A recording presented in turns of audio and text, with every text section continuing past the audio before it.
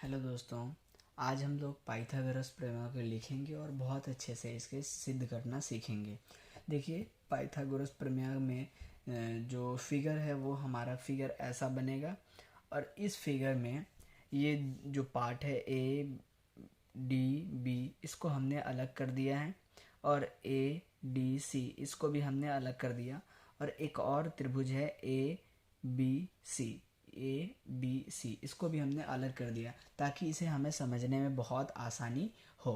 चलिए हम लोग इस वीडियो को आगे देखते हैं और पाइथागोरस प्रमेय को बहुत अच्छे से सीखते हैं। इस वीडियो को देखने के बाद इसमें 10, 12, 15 मिनट का टाइम लगेगा। अगर आप इस वीडियो में इतना टाइम देते हैं तो हम आशा करते हैं कि आपको पाइथागोरस प्रमेय हमेशा के लिए अच्छे से याद हो जाएगा और ये प्रूफ करने आ जाएगा। फिर आप कभी भूलेंगे नहीं। हम आपको इस तरह से हर चीज़ को बताएंगे। उससे पहले अगर आप चैनल पे नए हैं तो चैनल को ज़रूर से सब्सक्राइब करें, क्योंकि इस चैनल के माध्यम से ऐसे टॉपिक को बहुत सरल वे में बताया जाता है। चलिए हम लोग वीडियो को स्टार्ट करते हैं और पाइथागोरस प्रमेय को लिखते हैं और उसे सिद्ध करते हैं। तो सबसे पहले बात है कि पाइथागोरस प्रमेय होता क्या है।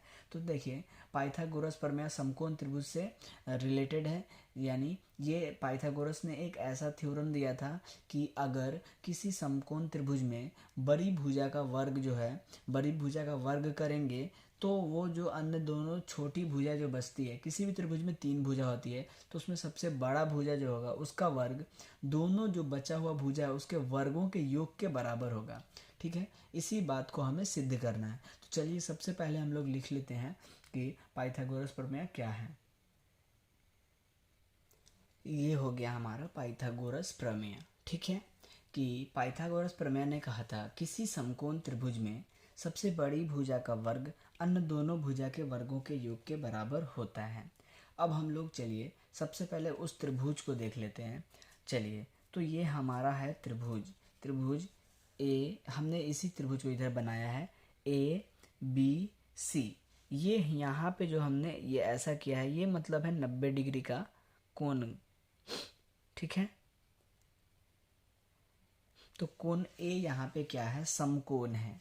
ठीक है, ये हमने BC पर एक AD लंब डाला है तो इसे हम लोग रचना में लिखेंगे। ठीक है, रचना करना पड़ेगा तभी जाके हम लोग समकोण त्रिभुज के थ्योरी को सॉल्व कर पाएंगे। तो सबसे पहले तो हम लोग ये बड़ा त्रिभुज देखते हैं जिसको हमने यहाँ पे अलग किया है।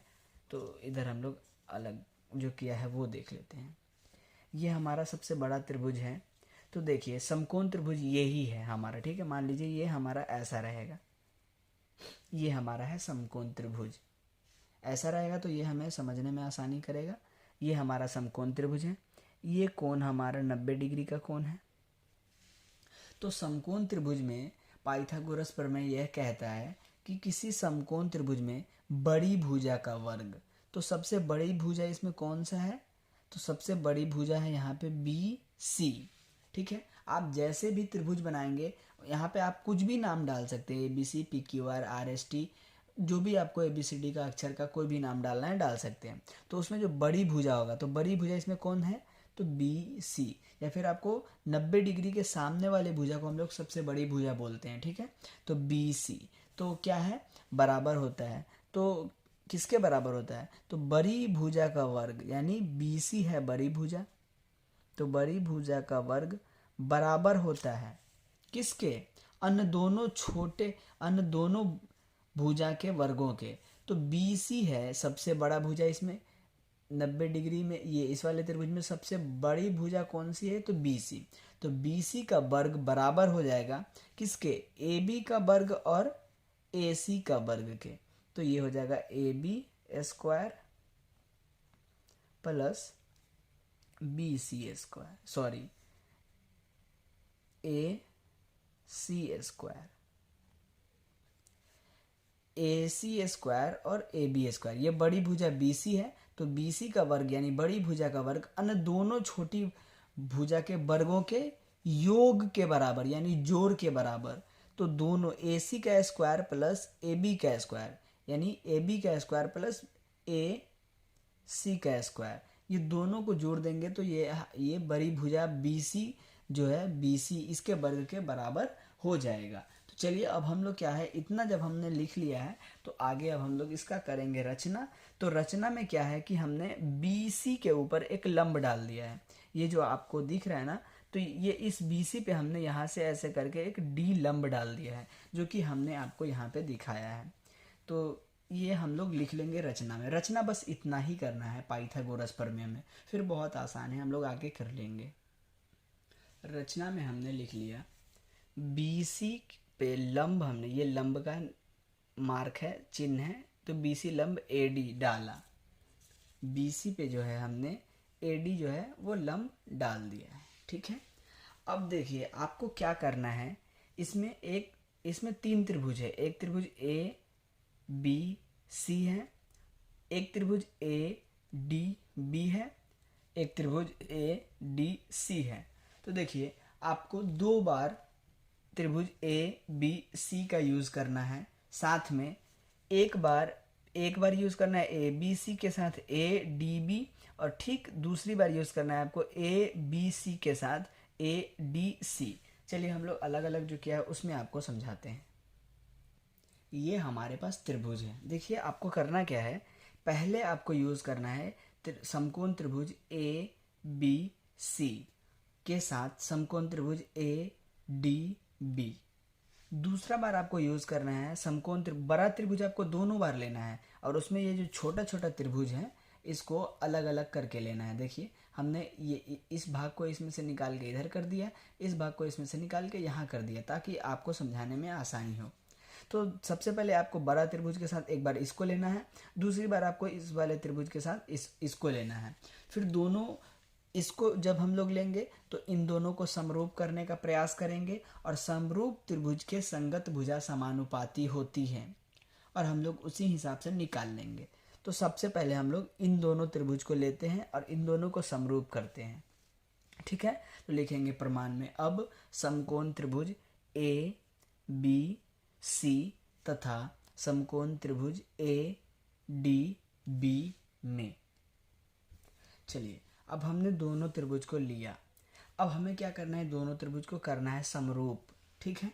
तो समरूप करने में आपको कोई 2 कोण बराबर कर देना है, या फिर एक कोण 2 भुजा बराबर कर देना है। तो यहाँ पे हम लोग देखते हैं कि इसमें कोण A और कोण A दोनों में है ना। यहाँ पे हम लोग देखेंगे कि कोण A जो है, कोण A और कोण A दोनों में है बराबर। तो कोण A हम लोग क्या लिखेंगे, कोण A बराबर कोण A, दोनों में होता है उसको हम लोग लिखते हैं कॉमा में, ब्रैकेट में उभयनिष्ठ, उभयनिष्ठ।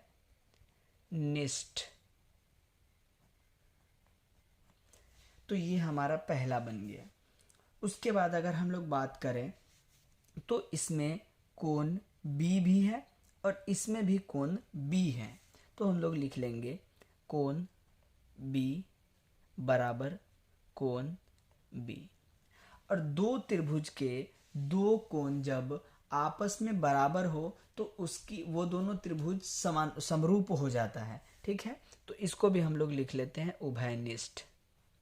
तो जब 2 त्रिभुज के 2 कोण आपस में बराबर हो तो दोनों त्रिभुज समरूप कहे जाते हैं। तो लिखेंगे इसीलिए त्रिभुज ABC तथा लिखेंगे त्रिभुज ABC समरूप है त्रिभुज ADB। तो हम लोग लिख लेते हैं, हमने लिखा त्रिभुज ABC समरूप है त्रिभुज, ये समरूप का साइन है, त्रिभुज ADB। दोनों त्रिभुज क्या हो गया, आपस में समरूप हो गया। और समरूप त्रिभुज की संगत भुजा समानुपाती होती है, ठीक है। आपको ये पता होना चाहिए कि समरूप त्रिभुज की संगत भुजा आपस में समानुपाती होती है। तो हम लोग क्या करेंगे कि दोनों को बराबर करके ले लेंगे। तो देखिए आपको करना क्या है, दोनों त्रिभुज का आपको कर्ण लिखना है। कर्ण के बटे में लिखेंगे कर्ण, तो बड़ा त्रिभुज का कर्ण सबसे पहले लिखते हैं। संगत भुजा जब बराबर होती है तो क्या लिखेंगे, बराबर ए बी सी, इसमें क्या है, बड़ी भुजा होता है कर्ण। तो त्रिभुज ए बी सी की बड़ी भुजा कौन सी है, तो है बी सी, तो लेंगे हम लोग बी सी। अब कर्ण के बटे में कर्ण आएगा ना, तो अब इसका हम लोग देखते हैं कर्ण, त्रिभुज ए डी बी। तो इसमें बड़ा भुजा कौन सा लग रहा है, तो आंसर है ए बी लग रहा है, तो हम लोग ले लेंगे ए बी। संगत भुजा समानुपाती होता है, तो कर्ण के संगत में कर्ण। अब हम लोग एक ले लेते हैं आधार, तो दूसरा भी ले लेंगे हम लोग आधार, ठीक है। तो देखिए हम लोग इसका छोटी त्रिभुज का आधार कौन सा हो जाएगा, तो आंसर है कि छोटा त्रिभुज का आधार हो जाएगा, नहीं पहले हमें बड़ा त्रिभुज का आधार लेना है। तो देखिए आधार हम या तो ए बी ले सकते हैं या तो फिर हम लोग ए सी ले सकते हैं, ठीक है। तो इस बार हम लोग आधार पहले फॉर्म में इसको ए बी को ले लेते हैं, तो बड़ी त्रिभुज का आधार बटे छोटी त्रिभुज का आधार। तो छोटी त्रिभुज का आधार कौन सा होगा, तो ये बी डी, आप इसको ले सकते हैं या फिर आप ए डी को भी ले सकते हैं आधार, ठीक है। तो हम लोग इस अभी वाले में बी डी को ले लेते हैं आधार, तो लिखेंगे यहाँ पे बी डी, ठीक है। अब हम लोग क्या करेंगे, क्रॉस गुना कर लेंगे। तो ए बी का गुना होगा तो हो जाएगा ए बी स्क्वायर, बराबर है, लिखेंगे बराबर, बी सी का गुना बी डी के साथ होगा तो हो जाएगा बी सी गुने बी डी। अगर आपको कोई चीज़ समझ में नहीं आ रहा होगा तो आप उसे पीछे जाके देख सकते हैं, ठीक है। अब आगे हम लोग देखते हैं, ठीक इसी प्रकार हम अब इस त्रिभुज को यहाँ से हटाते हैं और एक और त्रिभुज जो है इसमें ये वाला इसको हम लोग लेते हैं। तो इसको भी हमने यहाँ पे अलग किया हुआ है, ऐसा जो ये त्रिभुज है इसको हम लोग अलग किया हुआ है। तो अब हम लोग इन दोनों को समरूप करेंगे और फिर लिखेंगे कि समरूप त्रिभुज की संगत भुजाएं समानुपाती होती है। इसको आपको समीकरण 1 कर लेना है। चलिए हम लोग अब ये इस त्रिभुज और इस त्रिभुज को समरूप करते हैं। समरूप करने के बाद दोनों की भुजा जो है वो क्या हो जाएगा, समरूप समानुपाती हो जाएगा। तो हम लोग इसको आगे करते हैं। चलिए अब हम दोनों त्रिभुज को देखते हैं। तो इसमें भी क्या है, कोण ए, और इसमें भी क्या है, कोण ए। तो कोण ए बराबर कोण ए उभयनिष्ठ। इसमें भी क्या है, कोण सी, और इसमें भी क्या है, कोण सी। तो दोनों में कोण सी भी है, तो कोण सी बराबर है कोण सी उभयनिष्ठ। तो जिस त्रिभुज के दो कोण जब बराबर हो तो त्रिभुज ए से सर्वाक्षम हो जाता, समरूप हो जाता है, और समरूप त्रिभुज की संगत भुजा क्या हो जाती है कि समानुपाती हो जाती है। तो चलिए हम लोग इसको आगे लिखते हैं।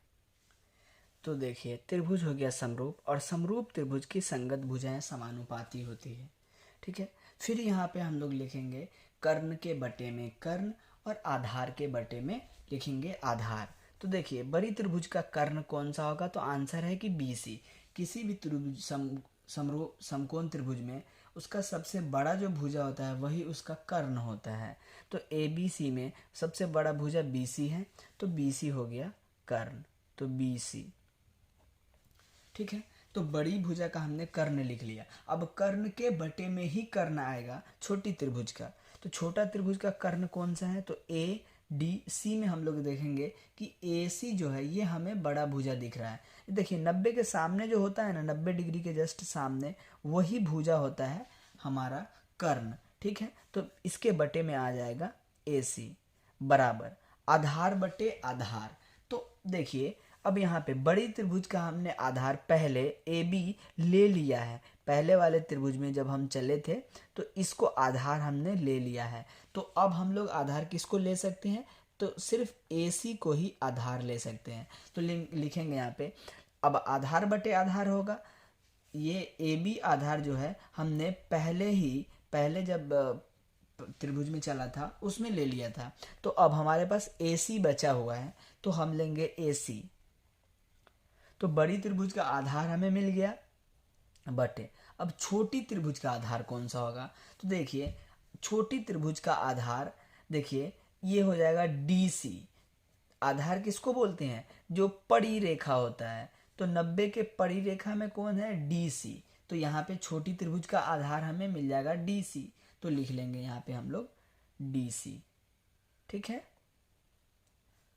अब हम लोग क्या करेंगे, इसको क्रॉस गुना कर लेंगे, या AC का गुना AC में करेंगे तो हो जाएगा AC स्क्वायर बराबर BC का गुना DC में करेंगे तो हो जाएगा BC गुने DC, और ये हो जाएगा आपका समीकरण 2। अब हम लोग क्या करेंगे, समीकरण 1 और 2 दोनों को जोड़ देते हैं और हमें रिजल्ट मिल जाएगा। चलिए हम लोग लिखते हैं और दोनों को जोड़ते हैं। लिखेंगे समीकरण 1 प्लस 2 से, समीकरण 1 प्लस 2 से। देखिए समीकरण 1 ये है, समीकरण 2 ये है। देखिए जब दो समीकरण को हम लोग जोड़ते हैं तो ऐसे कंडीशन में बराबर के इधर वाले चीज को बराबर के इधर ही जोड़ेंगे और बराबर के दूसरे तरफ वाले चीज को हम लोग बराबर के दूसरी तरफ जोड़ेंगे।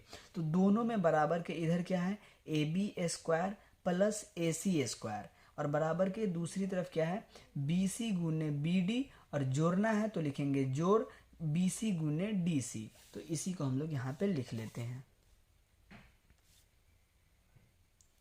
यहाँ पे हमने बराबर के इधर वाले को बराबर के इधर और बराबर के इधर वाले को हमने बराबर के इधर जोड़ दिया। ठीक है, आगे हम लोग काम करते हैं, या AB square plus AC square ज्यों का त्यों। अब यहाँ पे देखते हैं कि BC इधर भी है, BC इधर भी है, तो जो दोनों में हो उसे हम लोग कॉमन ले सकते हैं। तो कॉमन ब्रैकेट BD, और यहाँ पे क्या है DC, और ये हो जाएगा आपका BD, जोड़ है तो लिखेंगे जोड़ DC, तो लिखेंगे DC। अब एक चीज हम लोग ध्यान देते हैं कि BD प्लस DC ये कौन सा भुजा बनता है। तो यहाँ पे हम लोग देखेंगे कि यदि हम लोग BD और DC दोनों को जोड़ दें तो हमें BC भुजा मिलता है। तो चलिए दोनों को जोड़ के हम लोग लिख देते हैं BC। ठीक है, तो अगला स्टेप में हम लोग लिखेंगे AB ज्यों का त्यों, AC ज्यों का त्यों, BC ज्यों का त्यों, ब्रैकेट BD प्लस DC,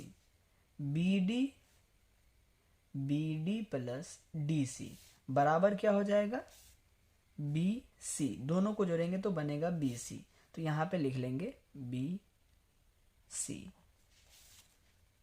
या AB square plus AC square बराबर BC, और देखिए ब्रैकेट का मतलब होता है गुना, तो BC का गुना हो जाएगा BC में, तो ये बन जाएगा BC स्क्वायर। ठीक है, अब हम लोग त्रिभुज को देखते हैं। तो त्रिभुज को जब हम लोग देखते हैं तो त्रिभुज में सबसे बड़ा भुजा कौन सा है, ये हमारा जो त्रिभुज ABC है, इसमें सबसे बड़ा भुजा है वो है BC। तो BC मिला, तो BC का स्क्वायर बराबर अन्य दोनों छोटी भुजा के वर्ग के योग के बराबर होता है, यानी AB और AC। तो देखिए AB और AC, अब यही हमें प्रूफ करना था कि सबसे बड़ी भुजा का वर्ग बराबर हो अन्य दोनों छोटी भुजा के वर्ग के योग के। तो फाइनल हम लिख लेंगे सबसे बड़ी, इसको इधर और उसको उधर कर देंगे, तो लिखेंगे BC स्क्वायर बराबर AB square plus AC square, और हमें यही प्रूफ करना था। तो हमने आपको 20 मिनट का टाइम लगा है, लेकिन चीज़ों को बहुत अच्छे से अलग अलग करके समझाने का प्रयास किया है। अगर आपने वीडियो को पूरा देखा होगा तो आपको ये बहुत अच्छे से समझ में आ गया होगा। अगर आप चैनल पे नए हैं तो चैनल को ज़रूर से सब्सक्राइब करें। अगर आप इसे सीख गए हैं तो अपने दोस्तों में भी शेयर करें ताकि आपके दोस्त भी इसे सीख जाए। अगर वीडियो पसंद आएगा तो वीडियो को जरूर से लाइक करें, चैनल को जरूर से सब्सक्राइब करें ताकि ऐसे ही हार्ड टॉपिक को सरल वे में आप सीख पाएँ। मिलते हैं अगले वीडियो में, तब तक के लिए धन्यवाद।